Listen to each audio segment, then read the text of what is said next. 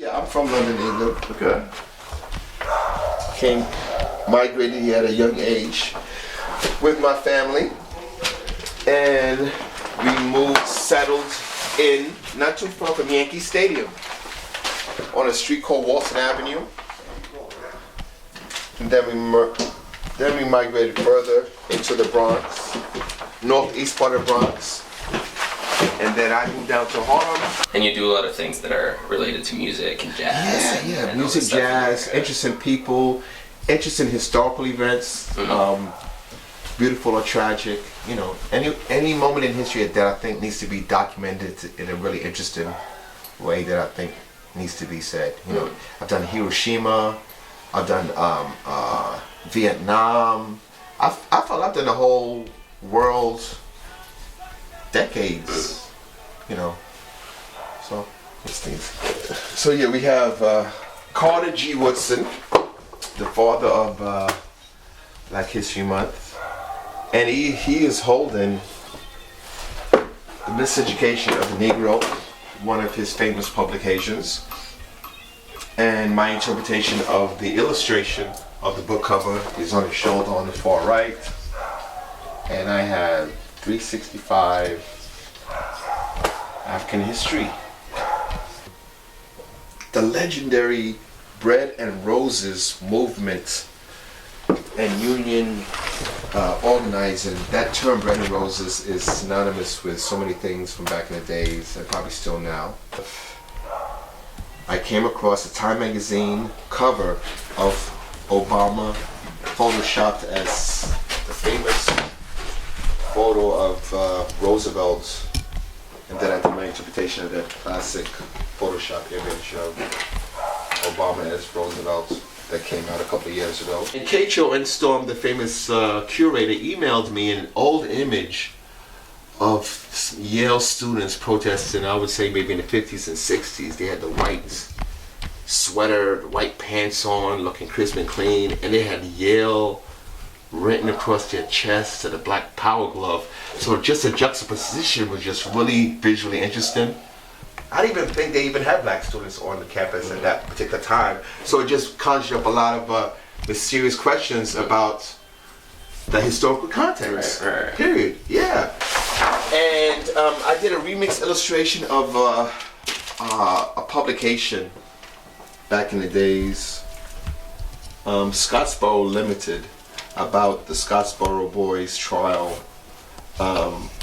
And this is like an earlier version of the Central Park 5, which is contemporary now. So it's interesting how everything seems to be just repackaged. So the same brutality, but just different forms. Oh yeah, this is based on the book. Lord, I can't remember the name of the book.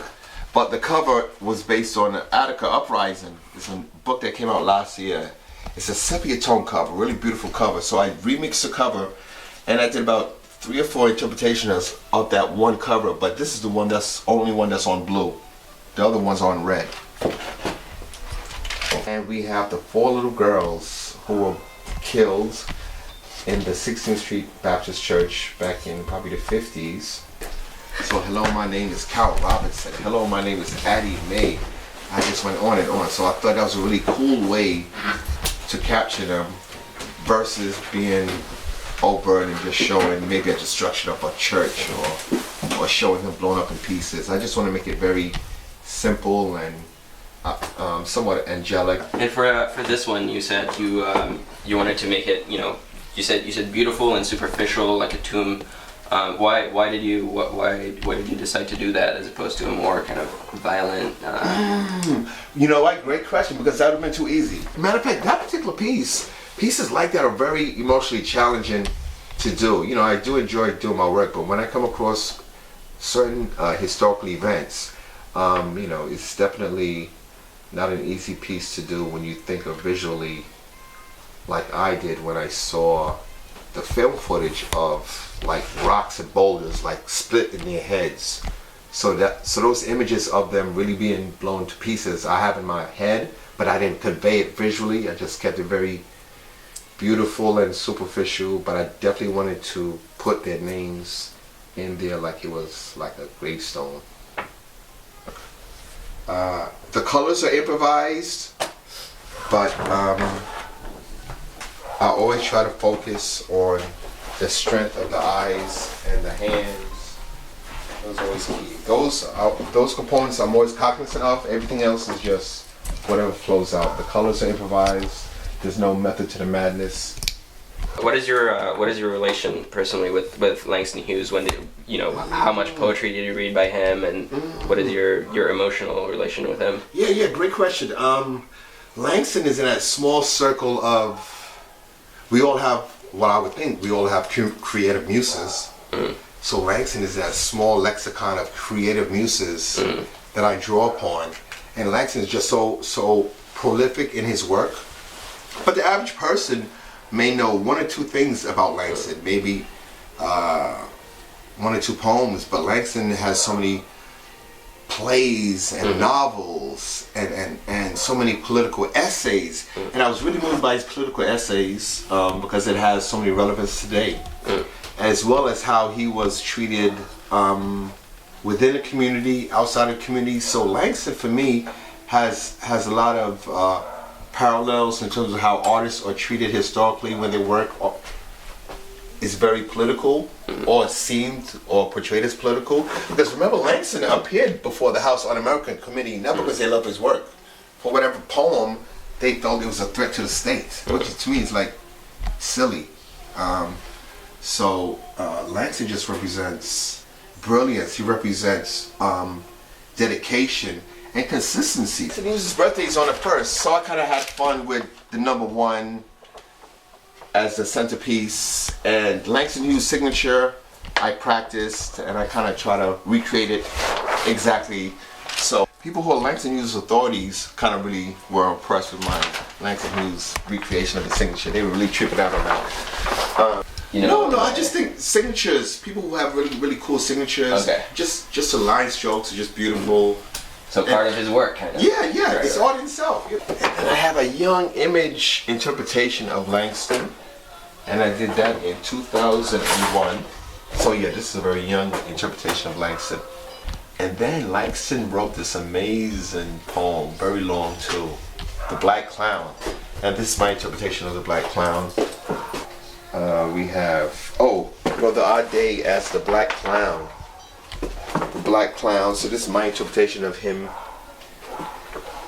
And then we have Anthony Thompson as Just to Be Simple here, where we have the words of Langston Hughes in the background, where he says, I live among my people, I love them. The blows they get hurt me to the core, and I sing their sorrows, I express their sadness, I put their anxieties to flight. And I love how he ended that. That's dope.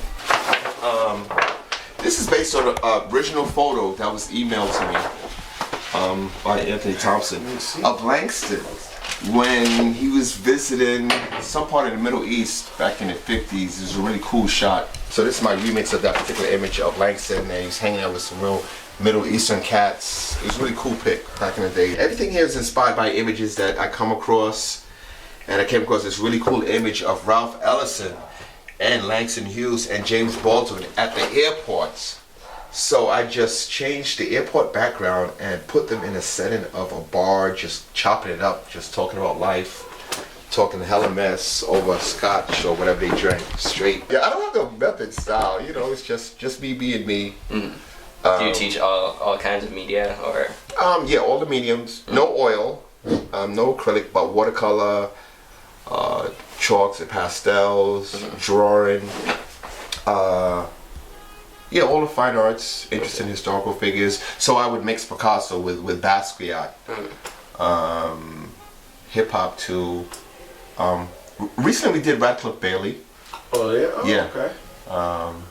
So this contemporary old masters, anyone that's interested. You like it? Teaching? Yeah, love it. But you just gotta take the good with the bad.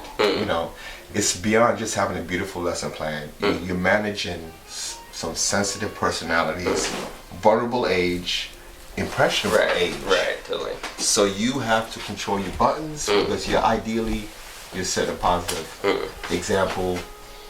You are their first representations of authority, of malehood, or whatever hood, depending on who's looking at you. And Right. so yeah, it's definitely a challenge. And but I love and it, the though. art world too. So Yeah. I mean, life's a challenge, but you know, you gotta sink or swim, right?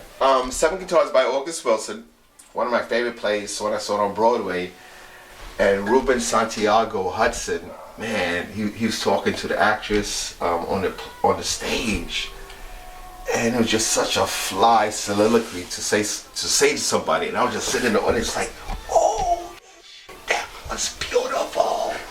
So anyway, I remember this soliloquy, and I bought the book, and I just incorporated it here, which I'm not going to even try to read it because I don't think I can enunciate the beauty of his words any justice. So shout out to August Wilson. But yeah, that was inspired by his beautiful work.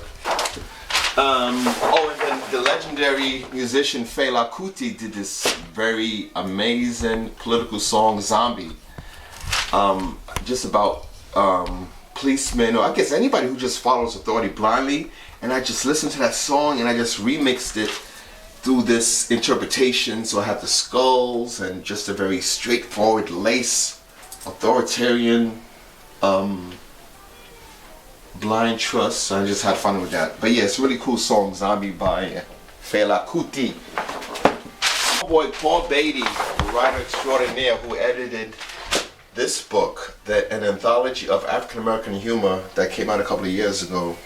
I remixed his book cover, which was just a simple watermelon in the shape of a smile, but I kind of gave it more of a human figure. So shout outs to the legendary writer Paul Beatty, who wrote so many amazing books. One of my favorite photographers, whose name I can't recall right now, his image of a young girl that inspired him to be a photographer, and his photography turned out to inspire a lot of other people in their photography pursuits. The famous image of Che Guevara that everyone knows of, but that's another one of his famous images.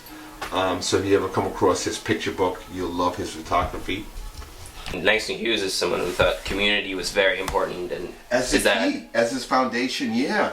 He always lived in Harlem. He could have lived anywhere he wanted. Right. He could have taught at some of the most prestigious schools that if he wanted to, but he didn't feel that he wanted to deal with a lot of whatever. Is there? Can we find a sense of that community in your work as well? The sense of that importance. Yeah. Well, I think the community in my work is the people that I recreate, because I could have made a social political choice just to do Elvis portraits if I wanted to, just to get publicity, or I could just do work that's just sexually provocative and just to get a name. But yeah, community is, at the end of the day, that's all you have.